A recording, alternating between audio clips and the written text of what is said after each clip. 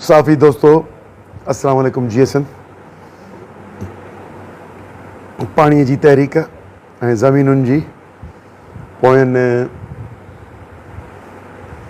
9 महीननि खां जॾहिं खां इहो ऐलान थियो सदर पाकिस्तान जे 8 जुलाई 2024 जो, त हुन अप्रूवल ॾिनी आहे ऐं इरसा में तरमीमुनि जी ॻाल्हि कई आहे, जी यकीन दहानी कराई आहे ऐं वफ़ाक़ खे PSDP मां ऐं सूबनि खे चयो त ADP मां फंड्स बि ॾियो ऐं जल्दी पूरा करायो ऐं नवां कैनालनि जी ॻाल्हि कई वई, जंहिंमें 6 स्ट्रेटेजिक कैनाल जे नाले सां मुल्क जी सलामतीअ जा करे ॾेखारिया विया त करे ऐं 6 कैनाल ॾेखारिया विया ऐं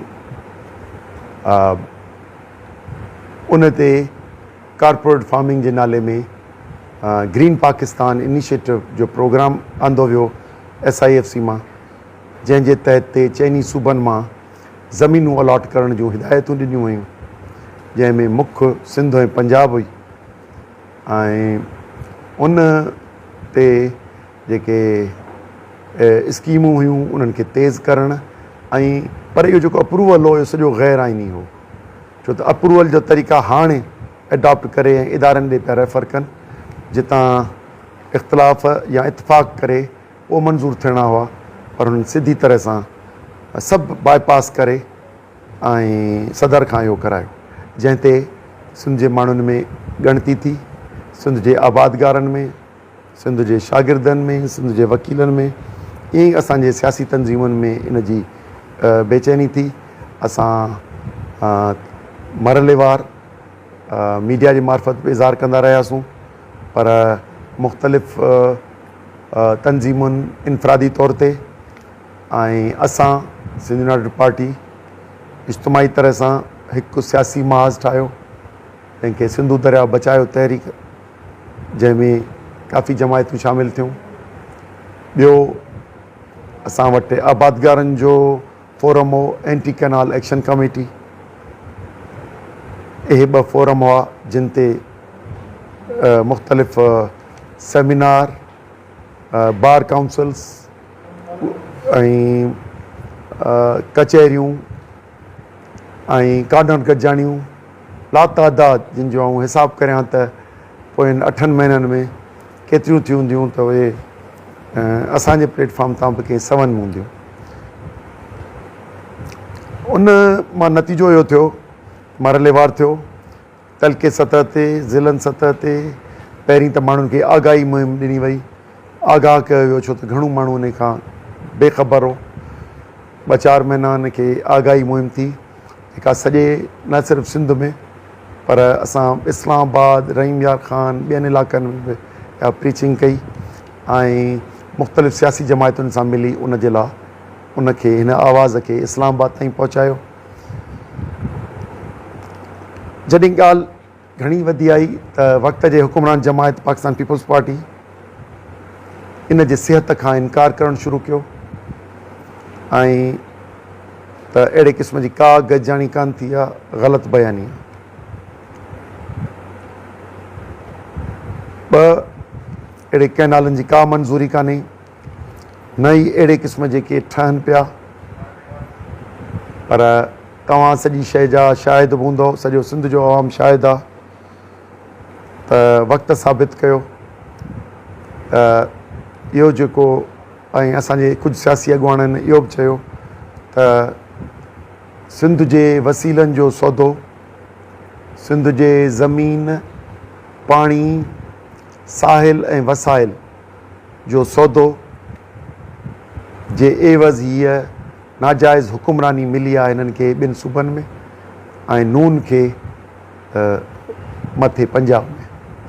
ही हथरादू ठहियल आहे जेका SIFC जे प्रोग्राम खे सॼी सूबनि जी मिल्कियत खे सेंट्रलाइज़ करे ऐं कंपनी सरकार जे हथ में ॾियणु, जंहिंमें असां पंहिंजी ख़ुदमुख़्तारी त विञाए वठूं, पर पंहिंजी मिल्कियत ते बि मर्कज़ फ़ैसिला करे ऐं उन में गैर मुल्की ऐं मुल्की मुल्क जे civil bureaucracy, civil military bureaucracy या करप्ट सियासतदाननि जे ख़्वाहिशुनि ऐं उन्हनि जे फ़ाइदे जे लाइ फ़ैसिला कजनि, यानी आम माण्हूअ जे फ़ाइदे जे बजाए असांजी सॼी मिल्कियत ऐं वसीला उन्हनि जे मातिहत रहनि।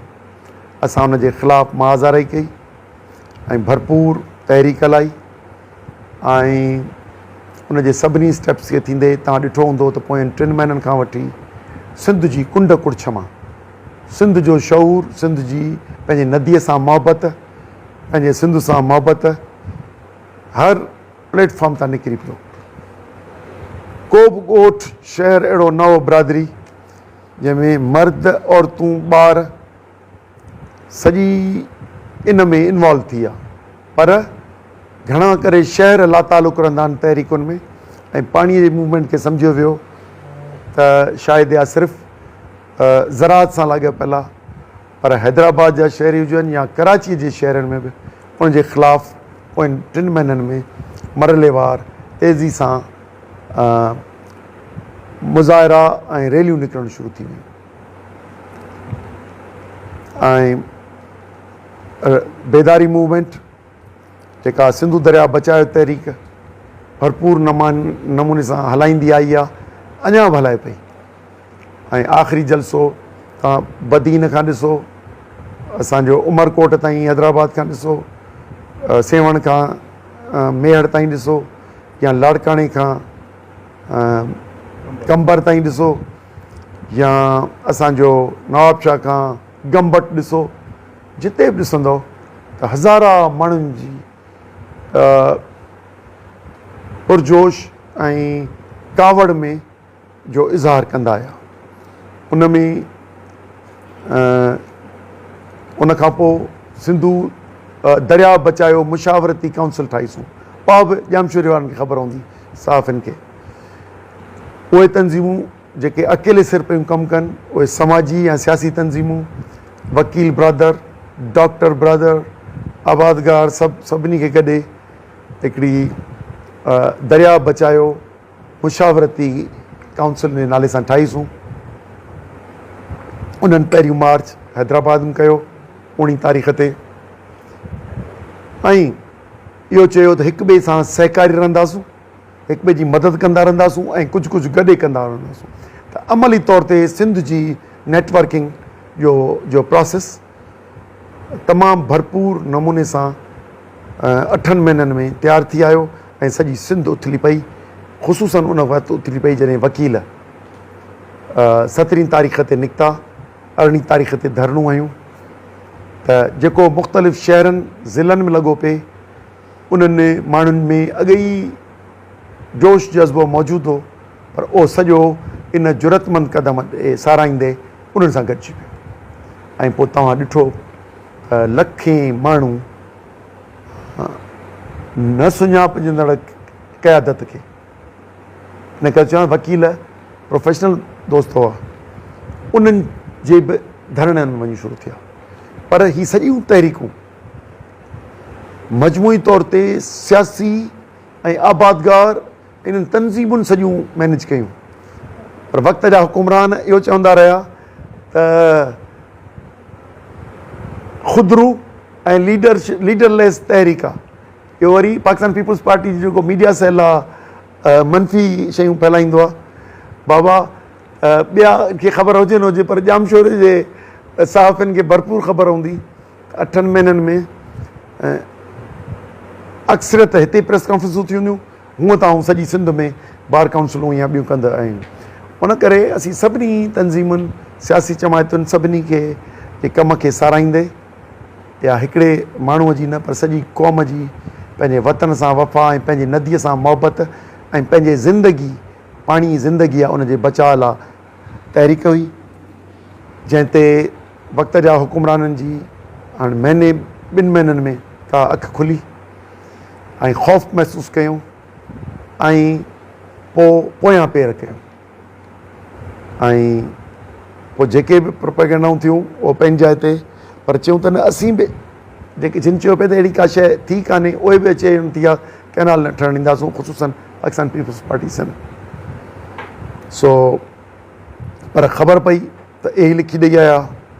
हाणे उनजो जेको 10 ॾींहं रहियो वकीलनि जो, 12 ॾींहं, उन जूं हिकिड़ो मरहलो पूरो थियो आहे। उन्हनि जा 2 मुतालबा हुआ, सिंधु दरिया बचायो कमेटी जा बि 2 मुतालबा हुआ साॻा। हिकु 6 कैनालनि या नवां कैनाल, 6 कैनाल ऐं नवां कैनाल उन खां वधीक ठहणु नामंज़ूर। ऐं हिकिड़ो ॿियो नुक़्तो हो त उन लाइ ॾिनल ज़मीनूं जेके सिंध गवर्नमेंट ॾिनियूं आहिनि कंपनी सरकार खे, कंपनियुनि खे लीज़ ते, लॉन्ग टर्म लीज़ ते, इहे असांजे ईंदड़ नसलुनि जी अमानत आहे या वापसि वरिती वञे। कल्ह जेको CCI में फ़ैसिलो थियो जंहिंमें कुझु अॻु भराई थी ऐं मामला कैनालनि जा मामला पोइ ते थी विया। माना जेको यकदमि हुआ उहे वरी चयो वियो त अञा जांच पड़ताल करे, सर्वेस ठाहे, कमेटी ठाहे पोइ हल कंदासीं। असांखे शक न, असांखे तमामु घणो शक आहे ऐं असांखे अञा इम्कान आहिनि 6 महीननि खां पोइ या 12 महीननि खां पोइ वरी बि ख़दशा कनि था, छो त कालाबाग डैम 15 साल वरी रिपीट कंदा रहिया। तीअं हीअ बि असांखे ख़दशो आहे त हे कंदा, पर इनशाला जे कंदा त इन खां वधीक मुंहुं तोड़ जवाबु सिंध जो माण्हू ॾींदो। 2 ज़मीनुनि जे मामले खे CCI एड्रेस न कयो, उन करे यकीनी तौर ते असां सिंधु दरिया बचायो तहरीक जो बि नुक़्तो आहे।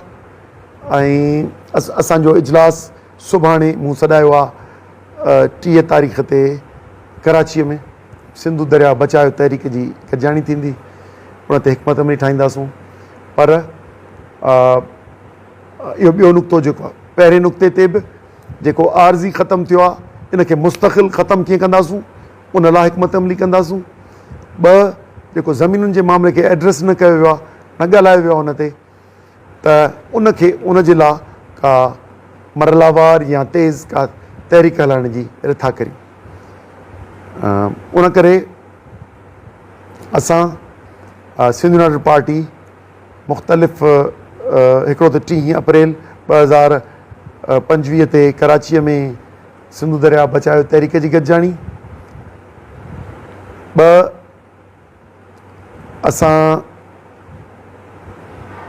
ज़मीनुनि जे मामले ते सिंध यूनाइटेड पार्टी सम्झे पई त हिन वक़्त ते पाकिस्तान पीपल्स पार्टी वटि को बि जवाज़ न आहे। हिकदमि सिंध जी कैबिनेट फ़ैसिलो करे ऐं जेके बि ग्रीन पाकिस्तान इनिशिएटिव में ज़मीनूं ॾिनल आहिनि उनखे हिकदमि कैंसिल करण जो, सभिनी खे कैंसिल करण जो ऑडर करे, इहा असांजी घुर आहे। उन जे लाइ असां एहतिजाजी तहरीक हलाईंदासूं। पहिरें मरहले में 7 मई 2025 ते बदीन खां असीं रैली कढंदासूं। बदीन खां वेंदी गोलाड़ची खां वेंदी अहमद राजो। ही उहा यूनियन काउंसिल आहे जेका हिंदुस्तान सां बि बॉर्डरिंग आहे ऐं गोलाड़ची जी हिकिड़ी कुंड वारी सामुंडी पटीअ वारी यूनियन काउंसिल आहे जिते ज़मीनुनि जी अलॉटमेंट थी आहे।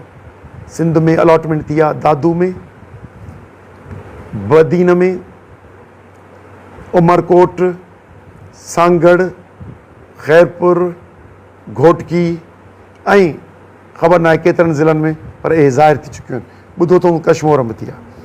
उन करे उन जी पहिरीं निशानदेही तौर ते उते असीं जलसो कंदासूं अहमद राजो में जिते ज़मीनूं अलॉट थियूं आहिनि। उन करे असां पहिरें मरहले में वधीक असां पंहिंजे सिंधु दरिया बचायो तहरीक प्लस असांजा वकील भाउ जेके अॼु घणो करे या सुभाणे असांजी मुलाक़ात थींदी जेका क़यादत आहे, छो त असांजी मुशावरती काउंसिल में असीं पाण सां सहकारी आहियूं। हीअ जॾहिं का वकीलनि जे धरणे जी कॉल हुई, सिंध यूनाइटेड पार्टी ऐं सिंधु दरिया बचायो तहरीक ॿई उन सां भरपूर मुआविन जो किरदारु अदा कयोसीं।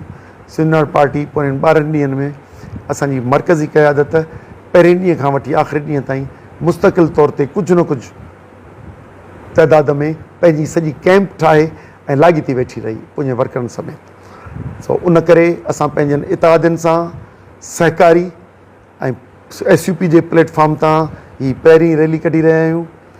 ऐं वरी जेकॾहिं सिंधु दरिया बचाव कमेटी जा सुभाणे फ़ैसिला आया त वधीक उनखे ॾिसंदासूं ऐं इनशाला हीअ तहरीक मजमूई तौर ते सिंध यूनाइटेड पार्टी 4 नुक़्तनि ते तहरीक हलाए थी। हिकिड़ो ज़मीन, ॿियो पाणी, टियों साहिल माना सामूंडी पटी या समुंड, ऐं वसाइल वसाइल माना असांजा कुदरती वसीला। उन करे इन्हनि 4 नुक़्तनि खे खणी असीं फील्ड में लहूं था। असांखे ऐं माण्हुनि जी आगाही मुहिम खां वठी असीं उन्हनि खे तहरीक जो रूप ॾियणु चाहियूं था, जीअं असीं पंहिंजे वतन खे, पंहिंजे माण्हुनि खे महफ़ूज़ करे सघूं ऐं तरक़ीअ जो रस्तो ॾेखारे सघूं। महिरबानी। अच्छा, अञा हिकिड़ी शइ, 10 तारीख़ ते 10 मई 2025 ते जलसो कयो वेंदो हैदराबाद में।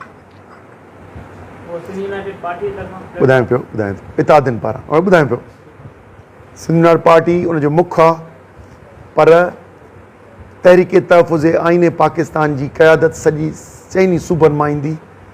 पंजाब मां यानी PTI, PMAP माना पख्तूनख्वा मिलिया अवामी पार्टी, बलोचिस्तान नेशनल पार्टी, मुत्तहिदा वहदतुल मुस्लिमीन, जमियत उलमाए इस्लाम शेरानी ग्रुप, फजल रहमान ग्रुप आहे, शेरानी ग्रुप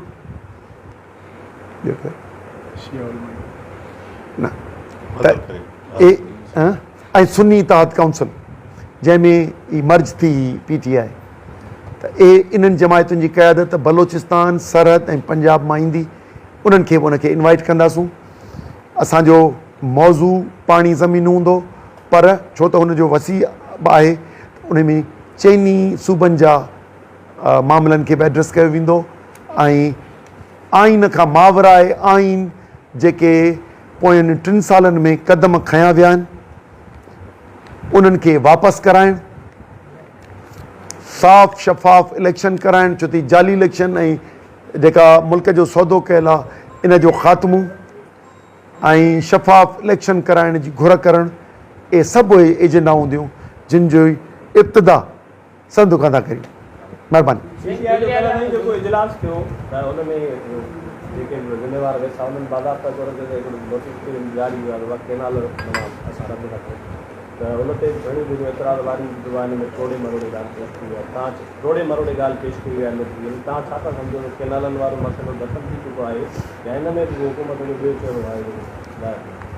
दफ़न ॿी शइ आहे, पोइते थियणु ॿी शइ आहे। मूं लफ़्ज़ तव्हां गॾु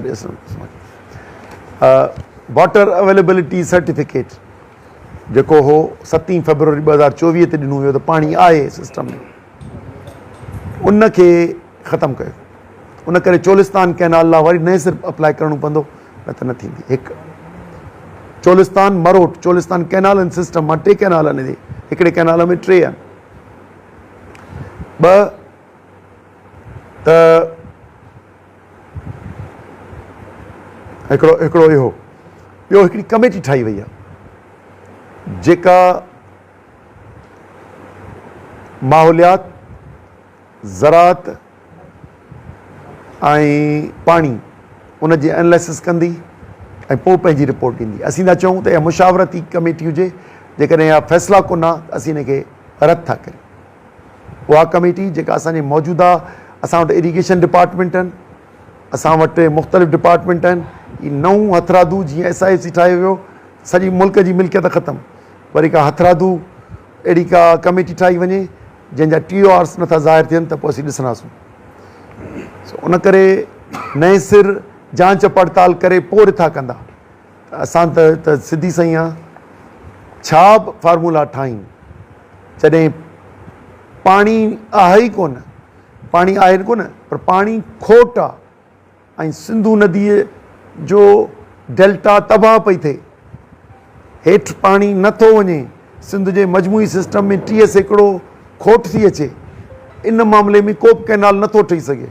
पर इहा कमेटीअ जी रखी वई आहे ऐं असीं सम्झूं पिया त जुज़वी हल निकिता आहिनि। पर असीं मुबारकबाद था ॾियूं वकीलनि खे जिन जुरत महिनत करे इहो इनिशिएटिव वरितो ऐं पोइ सभिनी सियासी समाजी तनज़ीमूं त ठहियो, पर आम मख़लूक ख़ल्क़े ख़ुदा निकिरी पई ऐं क़ौमी ॿधीअ जो इज़हार पंहिंजे नदीअ सिंध जे माण्हुनि खे गॾे छॾियो ऐं क़ौमी ॿधीअ जो इज़हार सॼे नए नुस्ल करे छॾियो। ऐं उन करे आउं सम्झां पियो त इन खां वधीक मूं वटि कोन्हे, छो त असीं वधीक ॾिसंदासूं हिननि जे मरहलावार कहिड़ी तहरीक आहे। पर पाकिस्तान पीपुल्स पार्टी ऐं असांजी बदनीयती आहे जो जेकॾहिं हू ज़मीनूं कैंसिल नथा कनि, ज़मीनूं नथा कैंसिल कनि त हुनखे आसुर ॾिनो अथनि तव्हांखे वरी कैनाल ॾींदासूं, इहे ज़मीनूं भले तव्हां वटि पई हुजनि, उन करे ज़मीनूं कैंसिल करणियूं पवंदियूं।